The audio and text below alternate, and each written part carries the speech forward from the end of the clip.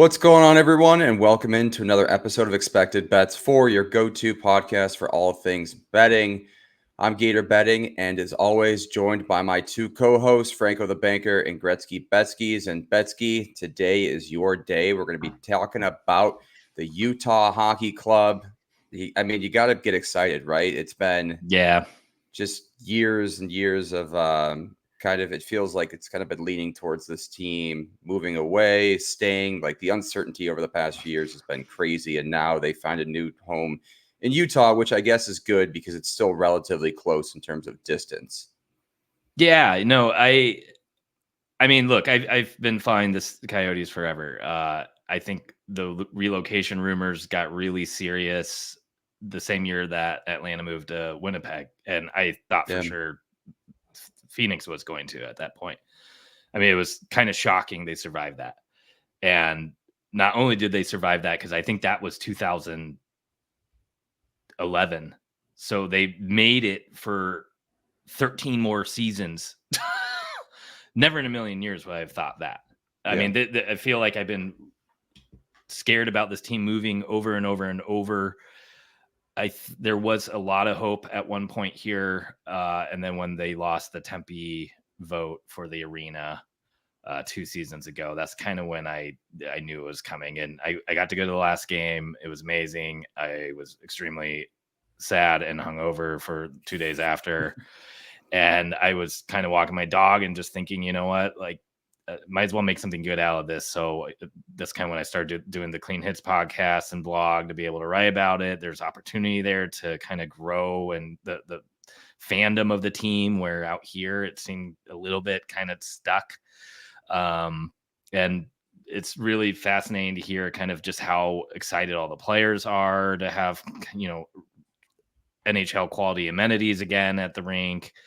It's excited to see their own rink. Excited to see a fan base so excited about this team, because I mean, out here there's a lot of diehards and there's a lot of people who really love the team, but you could still go to the supermarket, and if you're wearing a Coyote shirt, somebody would ask you if the team still existed or not, So I explained it on a show once. It feels like watching your kid get into their dream school and move away. Not like I've ever had to experience that, but I imagine it's a similar feeling. Like, you're sad, it sucks, they're gone, they left, you're home, but this is the thing they wanted and this is what they deserve. So the NHL has undergone a pretty significant change in the past 5 years in terms of the landscape, right? With the addition of new teams, relocations, Seattle, Vegas. And it's weird too. You mentioned with the Clean Hits show, if you haven't listened, you should go check it out. They have a bunch of incredible interviews. It's really a great listen. You mentioned try to tap into a new market, but it is weird, right? Because it's still the same team, but it's broadcasted like it's a whole new franchise, which I guess it is. But we've seen these players for like together last season. I don't love that aspect that, they're not taking the one time they made it to the Western Conference final banner. They're not taking the retired Shane Doan number with them. Some of that stuff's a little upsetting to see, that they're just kind of going to let the history go away. But, there's talk of Arizona getting a new team in the not so distant future. And maybe that will be when they get all that history back. Winnipeg kind of got all of their history back, even though technically this Utah team is the original Winnipeg. So I guess probably the people who care the most are the Arizona fans. But if we get another team, I don't think anybody's really going to matter. That is going to matter them that much, because it's weird to hear like who's going to be the first person to score for the franchise history. And it's like, well, it's not technically right. First Utah player to score, but first player to score a goal in Utah. But it's not for the team history. It's not the franchise history. So I don't know. Yeah, you wonder if it was kind of the deal with the ownership of trying to kind of create their own new like franchise identity per se. That's what I was looking for. Like, and I get it too, because this franchise has had such a stink on it for so long. I almost feel like they're better off trying to get the curse gone. But it's still interesting. And again, if Arizona gets a new team, I think it would make more sense for them to kind of hold the old Coyote, especially if they're named the Coyotes again, to hold on to that old franchise history. Yeah, it is sad though that like obviously Shane Doan was such a presence in the game, and now his legacy and his number being retired is kind of gone, and it's all dependent on Arizona getting another team. And you're right. It is kind of a weird situation to be put in, especially as a fan, because you're like, I did enjoy this team growing up and watching them, and now all that's just completely erased. But I'm also extremely excited to see what Bill Armstrong's building and to follow this rebuild through. And when we break down the roster, I think you guys will kind of see why this is a young up and coming team with lots of talent, and there's so much more coming up. I think he's one of the few GMs that seemingly is doing everything right. We just talked to Frank Saravelli today on Clean Hits podcast. He mentioned he talked to Bill Armstrong in Vancouver in the second round of the playoffs, and he asked him what his plan was this summer, and Bill Armstrong bluntly said not to fuck it up. Yeah, that's pretty fair. All right, with that being said, let's get into the team breakdown for the Utah Hockey Club. Getting now into the team breakdown for the Utah Hockey Club, we kind of did a little preview there in the introduction, but Betsky, as you mentioned, this young kind of core that they're looking to build around Cooley, Gunther, Michelli. Doan hasn't officially made the roster yet, but they're hoping he's going to be kind of one of those pieces for this core. Yeah. And you also have so much young talent. In addition to that, they had some great draft picks this year. Ginla goes at 6 to them as well. Yep. And they had another at 24. Koboldwan at 20. Koboldwan at 24. So their prospect pool is still growing. And this is such a young team that it feels like it's what we mentioned before. It's like a reset, right? Like they had those losing seasons in Arizona, right? Like it weighs on you, and you've seen what's going on in Buffalo, right? Like these young kids are like, they grow up in that kind of losing culture. Like, I don't mean to be like, this is negative, but it's clearly kind of affects them. And now they get like a brand new fresh start, right? They're like, all right, all that's out the window now. And you have Bill Armstrong at the helm. It seems like this team is going to be very good moving forward. Yeah, I'm extremely excited. I mean, Keller's hit above 80 points. Let me double check that. He's really kind of blossomed into the player that we've all been wanting him to become. He had a fantastic rookie season where I think he had 65 points, and then kind of slumped during those seasons with Rick Tocchet at the helm. And then ever since Andre Tournier came in, he exploded again. So had 63 points in 67 games in that 21-22 season. That's when he broke his fibula and tibula in a terrible accident near the end of the season. Had 28 goals that season. 2 seasons ago, 37 goals, 86 points. Last season, 33 goals and 76 points in 78 games. So he's a rising star. He's still young. He's 2016 draft class. So I think he's 27. But the big addition here on top of all these kids, he's 26, sorry, is Mikhail Sergachev. So this was a team where last season, Sean Dursey was probably our best blue liner. We had Matt Dumba on the team. We had, I'm trying to even think because so much of that team, that core and that blue line has moved on.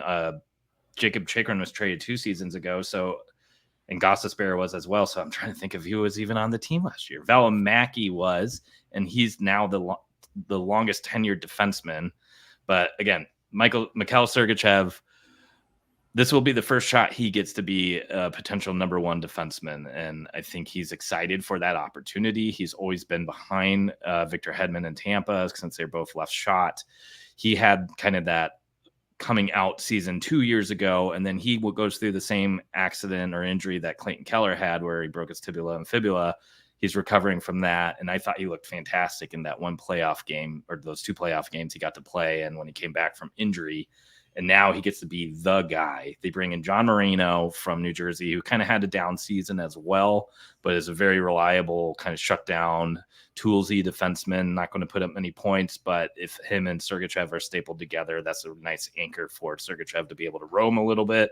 You bring in Ian Cole, who's made the playoffs, I think 9 seasons straight on probably 9 or 8 different teams. So tons of vet presence there. All 3 of those guys they brought in on the blue line have won a Stanley Cup. You bring in Kevin Stenlund to be 4th center. He had his career best season with the Florida Panthers last year. He won a Stanley Cup. Literally every single player they brought in this as acquisitions this offseason have won a Stanley Cup. And then Robert Bertuzzo is the kind of last addition for just some depth on the defense. But now you're talking about adding kind of those quality vets to guys like Dylan Guenther, who they just signed for 8 years at $7.14 million. Cooley, who's going to have his sophomore season. You still have Krause, Michelli, who is really kind of starting to turn heads. Up and down this lineup, it looks dangerous. The only thing that we lack is kind of high upside center depth. Barrett Hayton will probably be the de facto number 1 defense or center, kind of like Ryan Hartman in Minnesota. Bukestad will probably kind of anchor down the 3rd line. Maybe he'll even play 2nd line C and kind of flip flop with Logan Cooley, or maybe even Jack McBain does something similar. But outside of that, I mean, winger depth looks amazing. Defensive depth looks pretty good, especially if Sergachev can take on that top defensive role. Yeah. Yeah. I mean, that was a hell of a breakdown. The one interesting area too, with high upside, but also a little bit of a question mark, is goaltending, right? Like we've seen Vejmelka. He's almost been on the trade block, it feels like, for the past like 3 to 4 years that he's always rumored to go somewhere, never ends up moving. You have him and Ingram as your 1-2 punch in net. He's played well during stretches, like fantastic, showing impressive, like Vezina style play. But then he's also kind of taken a step back at other certain points too. And you have Connor Ingram behind him, who has been average at best at some points. So I would flip flop them. Connor Ingram kind of starts really. He was taking it over last year. He had 6 shutouts, which I think was like 3rd best in the league. Vejmelka definitely took a step back last season. Just really wildly inconsistent play. 2 years ago, Vejmelka really kind of surprised everyone. But yeah, I think Ingram is going to be the true starter this year. Now, going back to what you're saying, though, both of these guys haven't really done it for a long stretch of consistent quality goaltending. So I do think that is right now the biggest question mark on the team and potentially the weakest position.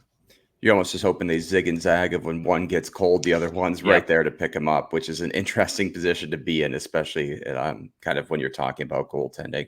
Franco, do you have anything else to add on this team preview? I mean, Besky covered most of it, but a couple of things. So first of all, in the forward group, I think this team in general feels very exciting. I think the future is really bright, and it sucks that like Arizona is not going to be able to like reap the benefits of like what has been built here, right? Like you said, Keller's only 26. That's like crazy. I feel like he's been in the league forever at this point. But I mean, there's so much upside with Guenther and Cooley, even Michelli. So it felt like they were like on their way even last year, kind of, just missing a few of those veteran pieces. Now they finally get them in. You add a little bit of depth, especially on the blue line. I mean, that, like you said, I barely remember the pieces they had when, I think even Kesselring got some run last year, but I mean, overall, it was just kind of like piecemeal guys that really shouldn't be in the top 4 type of guys. So, I mean, even Ian Cole playing with Durzi, I mean, that's such a perfect pairing if they keep that together, right? Like Ian Cole's like the shot blocking, stay-at-home defenseman. You can allow Durzi to like play up into the offensive zone and be that puck moving guy to create plays. And I'm really excited to see what Sergachev does too, because it'll be the same thing with him. Like Marino will be the stay-at-home guy there, and Sergachev can kind of like open up his offensive game, which we've seen flashes of. Like there have been points where he puts up points, and you're like, oh, this guy's pretty good. They finally like offer his prop, and then he kind of goes silent again because, you have Victor Hedman ahead of him. So I think that there's upside in that as well, because this is the best blue line this team has seen. I mean, Vejmelka looked great that one year when he was stopping like 50 or 60 shots, right? It was like, what the hell, man? How can a goalie, long term be productive when you're facing that much rubber? So you completely recreate this blue line, adding 3 pieces to the top 4. Both these goalies are in a situation where they can theoretically put up their best seasons, at least on this team. I agree, though. I think Ingram showed some flashes last year, and I don't think we should count out Vejmelka. Like he has shown an ability to be effective. So again, I think you kind of roll with the hot hand. You do like a 1A, 1B here, split it 40-40, or and see what you got out of them, and ride the hot guy. And I think that there's some upside here both ways for each of them. So I like it. Yeah, I agree. And Vejmelka had his better season when they had that better blue line with Chychrun and Gostisbehere and the likes, where I had to look it up. Last season, JJ Moser, who was part of the Sergachev trade, was a pretty good middle 4 guy. Sean Dursey had a great season for us, but Matt Dumba, Josh Brown, Travis Dermott, Val Mackey, who had a down year on top of it, Joyce Stetcher, like those were the remainder of that core. Yeah, most of those guys are like bottom pair, seventh defenseman. Yep, ugly. I want to go back to the defense too, because I'm looking at it right now. So the top pair is probably going to be Sergachev and Dursey, which I think is a lot of people think Marino or Sergachev. Marino. Okay. Yeah. That second pair, then that makes more sense. It makes more sense. So you want to, you don't want to have like 2 guys that are puck move, theoretically offensive. Roman. Mm-hmm. So then Cole and Kesselring, Cole and Dursey. Oh, Cole and Dursey now. Okay, so that's even interesting. I like that pair. I like that pair a lot. So then your third pair is Val Mackey and Kesselring. Potentially. And by the way, Kesselring is like 6'4". Yeah. I'm just reading. And he can put up some goals. It's kind of nuts. There's a lot of potential there. They got him from trading Bukestad to Edmonton 2 seasons ago, and then Bukestad just re-signed with the team in the offseason. And then Bortuzzo will probably be your depth guy that will probably take over for Kesselring if the load becomes a lot. Yeah. What are your thoughts on Val Mackey? Up and down defender, needs to be more consistent. 2 seasons ago, he looked really good. He was a former first round pick in 2017, I think, by the Flames. He needs to be meaner. Last year he kind of took a little bit of the edge away and played more like Marino, actually, where he's mostly battling guys by taking the position away, taking out lanes, using his stick, where 2 seasons ago he used his body a little bit more, and he was more effective that way because he's not the quickest. Yeah, but so he would probably be the guy that rotates out with Bortuzzo. Probably all 3 of those on the bottom, Bortuzzo and Val Mackey and Kesselring. Yeah, I didn't realize how young Vejmelka was. I guess I didn't either. I do know his favorite restaurants. He's only 3 years in the NHL. Like 26. Oh yeah, I see what you're saying. Only 3 years in the NHL and has never posted a save percentage under .900. Which I guess I wasn't giving him enough credit, because that's extremely impressive given the team in front of him. Yeah, exactly. So yeah, I mean, they're certainly shaped up to be a dark horse contender, right? And I think the biggest thing now, which you can only say, is kind of whether this young core continues to take a step forward, right? Yep. Yeah. All right, before we get into the best and worst case scenario for the Utah Hockey Club, I'd like to talk to you about our sponsor, BetterHelp. This episode of Expected Bets 4 is brought to you by BetterHelp. Have you ever stopped to think about something new you'd love to learn? As adults, we don't always make the time to learn we used to when we were kids. Kids are constantly exploring and growing, but somewhere along the way, life gets busy and we lose some of that curiosity. What's something you've been wanting to dive into? Maybe it's cooking, picking up a new language, or even figure out your golf game to finally beat your new friend. Just because we're older doesn't mean we have to stop growing. In fact, therapy can help you reconnect with that sense of wonder. It reminds you that your back to school moment can happen at any time. Therapy is not just for people who have gone through something major, it's for anyone looking to be the best version of themselves. Therapy can help you learn positive ways to cope with stress, set healthy boundaries, and tackle challenges with more confidence. It's really about giving yourself the tools to thrive and grow, no matter what stage of life you're in. If you're thinking of starting therapy, give BetterHelp a try. It's entirely online, designed to be convenient, flexible, and suited to your schedule. Just fill out a brief questionnaire and get matched with a licensed therapist and switch therapists anytime for no additional charge. Rediscover your curiosity with BetterHelp. Visit betterhelp.com/THPN today to get 10% off your first month. That's BetterHelp, HELP.com/THPN. Now back to the show. Getting into the best and worst case scenario for the Utah Hockey Club. I'll throw the best case at you, Betsky. We'll keep the vibes high here. Cool. It seems like it's playoffs, becoming one of the contenders, but more so just that kind of the team that Armstrong has started to build is shaping up to be a contender in kind of a Western Conference powerhouse in the next 3 to 5 years looking ahead, right? You don't have the expectations this season or maybe even the next, but it's that 3 to 5 and even plus then of locking down that core group of forwards that shows promise and continues to kind of be an emerging power. Yeah, I think best case scenario is you make the playoffs, maybe even surprise and win a round, but I don't expect them to be, a conference winner or anything like that. No. And then on top of that, having the young kids still progressing. So it's one thing to make the playoffs and you're adding in vets and your kids aren't getting to develop, kind of like what Detroit feels like they're forcing on their team. But it's another thing if you're making the playoffs because Dylan Guenther almost has 40 goals and Logan Cooley has almost 70 points or so this season, and Michelli still improves. Sergachev looks like the number one defenseman he was traded for because they gave up a hefty price for him. So if all of that happens plus the playoffs, holy cow, that would be just heaven. If all those guys still just progress and take a nice big step forward too, I think a lot of Utah fans should be happy, especially because this team knows how to draft, and you're potentially getting a top 15 draft pick to add to the treasure chest.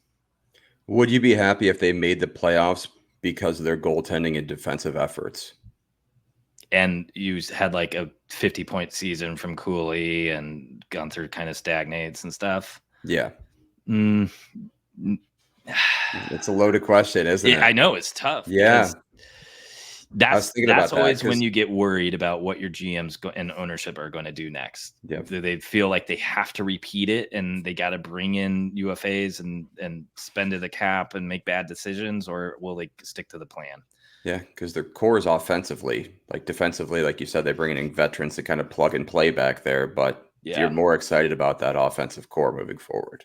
Yep. And the interesting thing is next season, the two KHL guys from the 2023 NHL draft will be most likely making the team, in Simashev and Daniil Boot. And that means there's more kids making this team. That means there needs to be roster spots for them. So I almost feel, if anything, they have a better shot of making it this year than next, because they potentially are going to have even more youngsters on the team.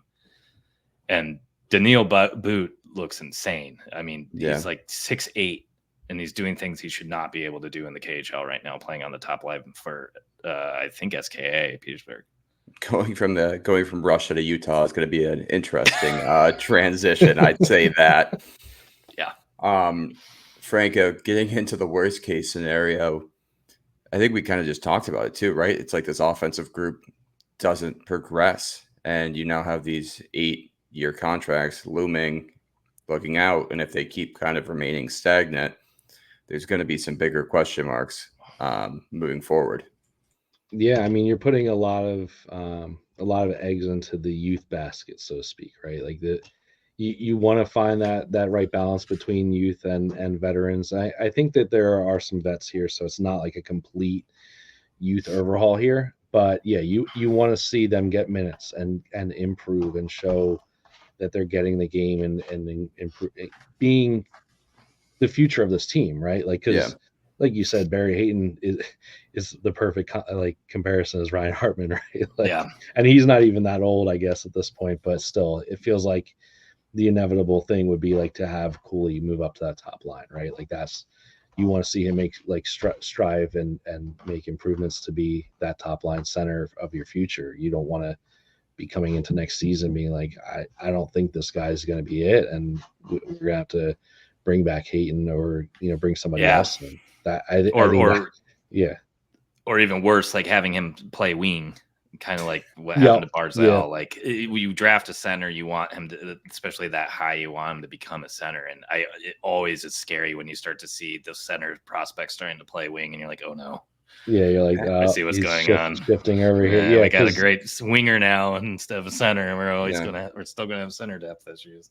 Yeah, I mean that feels like the biggest hole in this team in general, right? Is down the middle. So like you really need. I think Cooley has like the most pressure on him, right? Like Gunther doesn't have nearly as much pressure on him because there's plenty of winger depth here. And he just got paid. Yeah, that's true too. That's true. But yeah, I think that's your worst case. You don't see even if the goaltending's not that good, like you're not coming in with like high expectations there. Like so if this team still finishes like outside the playoffs or like outside looking in, like you can say, okay, yeah, the rest of the pieces are here. This offense looks good. The blue line looks good. We just need a goaltender now. Like not that that's the easiest thing to answer in the off season at any time, but yeah, I think. Or even just trying to like shape up their third and fourth lines to add some physicality to try to start to now make that postseason run, right? Like that's your goal this season is like, all right, our top six fairly kind of locked in. We have young prospects we can plug and play whenever, get them minutes on that third line or even above when available. We have a core right now and kind of a set six defensemen, Ingram and Vejmelka, while they're not maybe the premier goaltenders, they could be like a 2A, 2B punch that gets us into the postseason next year. And we start to try to get this team some playoff experience. Going off on another side note here, we talked about the NHL ever-changing landscape. And you had mentioned too in your interview for Clean Hits, the lack of kind of the issue is that the NHL keeps expanding the goaltender depth, right? That's kind of be a main kind of point of conversation. The lack of center depth as well that you talked about too, with not only this team, but in the entire NHL seems to be another major issue that we keep bringing up for teams. But I guess it just kind of hit me now that there's not many 1C, 2Cs really available for any team. And some teams just completely barely have a 2C. Yeah. How many teams actually have a true 1C and true 2C? Yeah. And they're not going to become free on the market either. Like if you have one, you're signing them long term at this point, right? Like you see that landscape. If you're looking at this division, you could make the argument that the Stars are the only one that does. I mean, maybe St. Louis with Ryan O'Reilly and Shen, but Winnipeg, Lowry? Yeah. Not really a prototypical 2C. Stamkos. Minnesota only has a 2C. Yep. Nashville. If Stamkos plays center. Doesn't. Oh, I'm sorry. O'Reilly's on. Yeah, O'Reilly's on now. Yeah, so St. Louis doesn't. Well, Robert Thomas and Shen. Well, I guess if Nashville maybe Middlestat. If Nashville moved Stamkos to center, then you'd have O'Reilly and Stamkos. That looks pretty good. Yeah. So crazy. Yeah, it is interesting when you really start to kind of look at all the rosters and how they shape up. All right, before we get into some team and player futures, I'd like to talk about our sponsor, DraftKings. TD, Tutty, taking it to the house. Whatever you call a touchdown, they matter more at DraftKings Sportsbook, an official sportsbook partner of the NFL. Ready to place your first NFL bet? Try betting on something simple like a player to score a touchdown. The NFL season is back in full swing, and who doesn't love rooting for a touchdown? So be sure to check out the latest odds at DraftKings Sportsbook. Ready to do a touchdown dance of your own? Score big with DraftKings Sportsbook, the #1 place to bet touchdowns. Download the DraftKings Sportsbook app and use code THPN. That's code THPN for new customers to get $250 in bonus bets when you bet just $5 and get 1 month of NFL Plus Premium. Only at DraftKings. The crown is yours. Gambling problem? Call 1-800-GAMBLER. In New York, call 877-8-HOPE-NY or text HOPE-NY 467-369. In Connecticut, help is available for problem gambling. Call 888-789-7777 or visit ccpg.org. Please play responsibly. On behalf of Boot Hill Casino and Resort in Kansas, 21 and over. Age and eligibility varies by jurisdiction. Void in New Hampshire, Oregon, and Ontario. Bonus bets expire 168 hours after issuance. For additional terms and responsible gaming resources, see dkng.co/ftball. NFL Plus Premium offer available only to new and former NFL Plus subscribers. Additional NFL Plus Premium terms at nfl.com/terms. Getting into some team and player futures for the Utah Hockey Club, Betsky, you even kind of set yourself here. The conference winner, division winner, and Stanley Cup are kind of out the window. To make the playoffs at plus 175 is a little bit intriguing with this team. I will say that their season points total at 87.5 seems like a stay away for me. But if there was a way to attack this team as kind of a dark horse, we talked about this division too, right? Like you have your Colorado, you have Dallas. Colorado, a lot of question marks. Dallas seems like that pretty much primarily contender. Nashville improves a little bit. But there's that middle group too of even St. Louis, like Minnesota, Winnipeg. Utah could make the jump this year. Yeah, I really like the odds for the playoffs. I wish it was in the plus 200s. I'm a little, it's kind of surprising to see it not there. That's the but only their point total is at 87.5, right? Like it's just off that 91, 92 mark. I know. So I'd much rather give the shot for them to make the playoffs than take that point total. Because if they're not making the playoffs, there's a good chance they're not even close to that point total, to be honest. Well, I take that back. That's not true.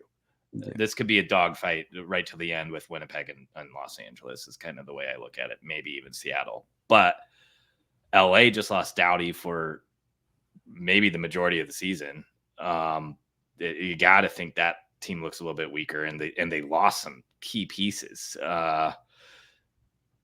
Seattle added with Montour and Stevenson, but they just still I don't know. We'll talk about them later. Maybe Franco's got some hot takes with them, but there could be 4, if not 5, coming out of the Central.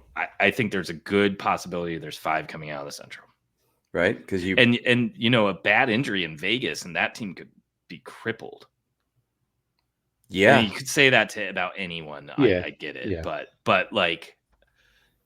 To me, McDavid maybe missing half the season isn't nearly as scary as Vegas having goaltending issues because of injuries. And what happens if Hellebuck goes down for Winnipeg? There you go. Yeah. Oh my gosh. Yeah. Yeah. You want to talk about like worst case scenario? We get to that team. Oh my goodness. Yeah. There it is. Right. Yep. Agreed. Or McKinnon going down for Colorado makes that team look brutal. The depth there isn't as good as it's been. In general, I mean, I feel like a lot of teams are in this like weird, like Betsy says, the mushy middle here of this division, like where like you can make arguments for these teams, like either making it or just being on the fringe because of just like the lack of depth or question marks either on the blue line or in net. I mean, it's kind of scary coming into the season for some of these teams. Mm-hmm. Yeah, it seems like man. We didn't even talk about Los Angeles goaltending. Yeah. So I love to make the playoffs. I mean, obviously as a homer, it would make me happy to see it happen. But with the Doughty injury now, I think that doors, that last spot for the West has just opened up quite a bit. Yeah, it does stink though for like Coyotes fans in general, just because of how good of an offseason this team has had, right? Yeah. Like they've had a fantastic offseason and there's so much promise for this team moving forward, especially this year, right? Like they're so close to that playoff like range. And so that does stink. But again, maybe watch it.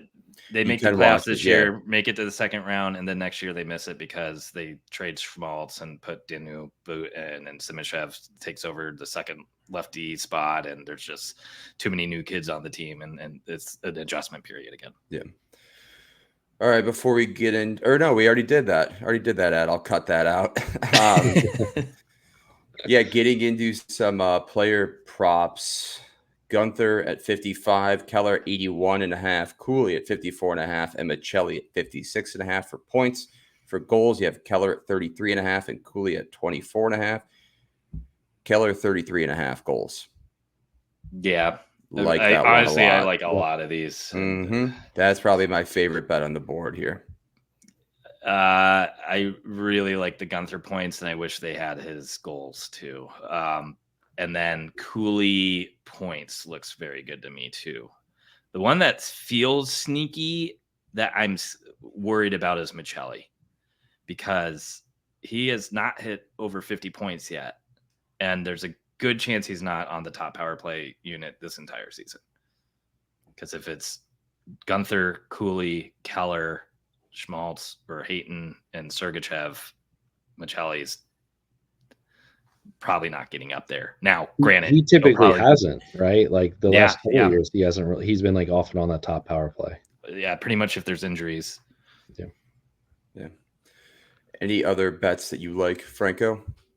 I really like the Keller one. I think it's crazy because you don't think of him as this, premier talent in the league and all that stuff, but like you see his point prop is always minus 150 at like the best case scenario, and even minus 180, minus 190. Like this is a guy that game in and game out he's showing up on the score sheet. I'm kind of surprised. I mean, 81.5 seems pretty decent. I know when we went over earlier, he hasn't really played a full season, but 33.5 goals feels pretty damn good, considering like what his line makeup is, and Hayton isn't really like that goal scorer. So I think a lot of those goals from that top line, from that power play, are going to come from Keller.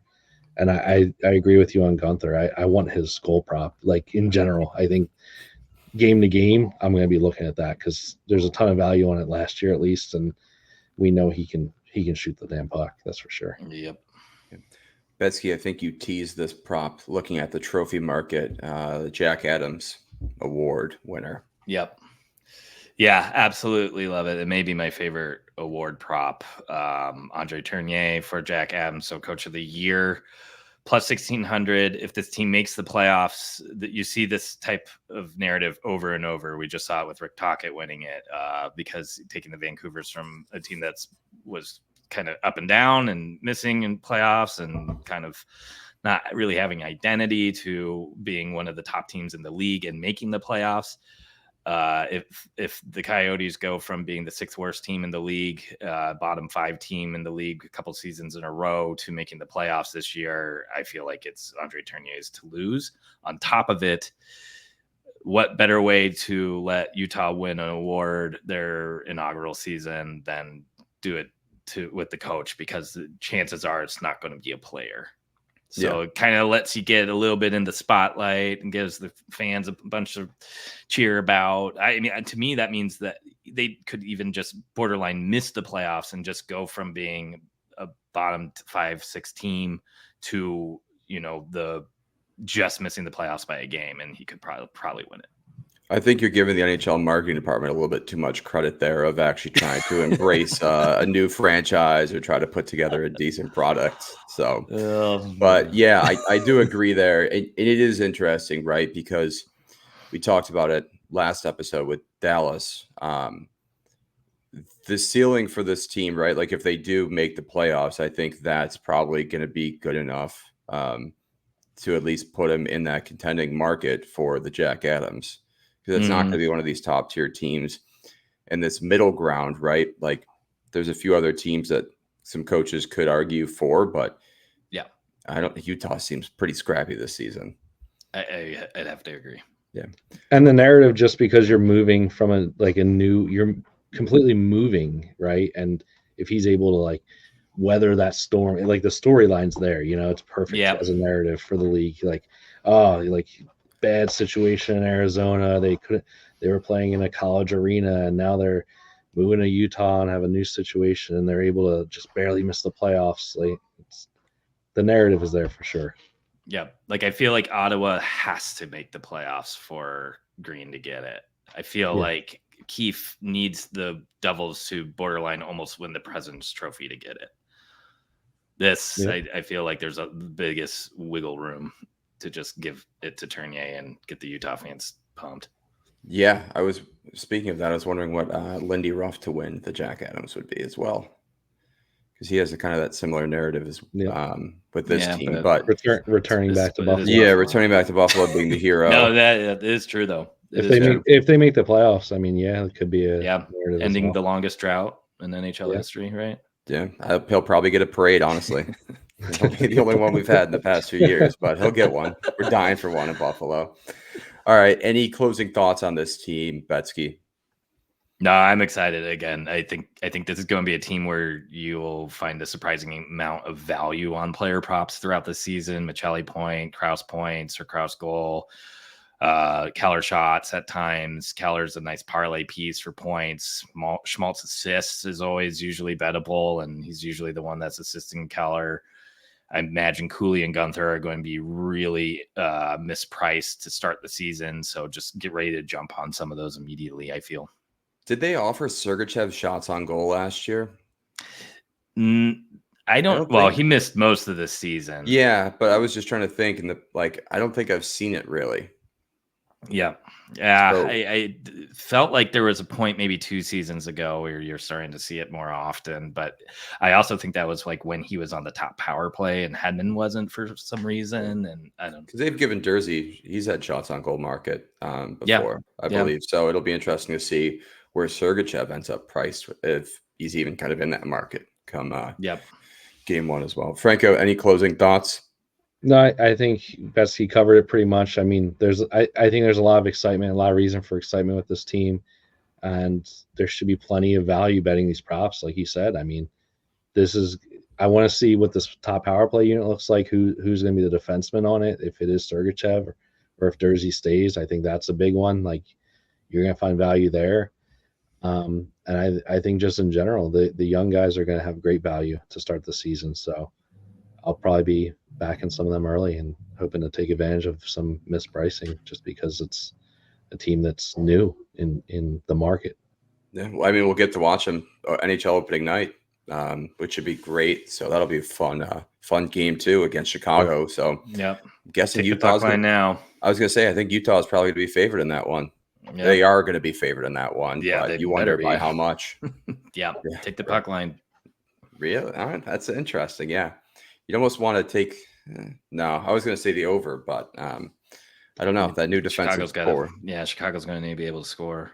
I was hoping that because Chicago made all those moves, all those veterans, that we'd be getting a nice price on Utah. I guess not, though. Yeah, I don't know if they have the opening line. Let's see if DraftKings posted already. They did. All right. What do you think the price is? Minus 150 for Utah. Yeah, that's my guess too. Minus 180. Wow. Mm-hmm. Puck line's only plus 140. Utah and Reg you can get then.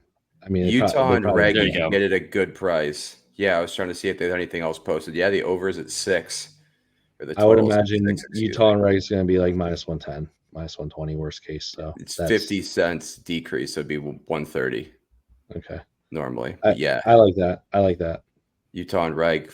Oh, yeah. Home opener. Come on. Home opener. And like that, Chicago is still a train wreck in net. So regardless of the Bedard factor. Yeah. Very true. All right. I want to thank everyone for listening to this episode of Expected Bets 4. Be sure to hit that subscribe button so you never miss an episode. In addition to YouTube, check out our social media on Twitter and Instagram. And thank you again to our wonderful sponsors, BetterHelp and DraftKings. We appreciate everyone for listening, and we'll talk to you guys soon.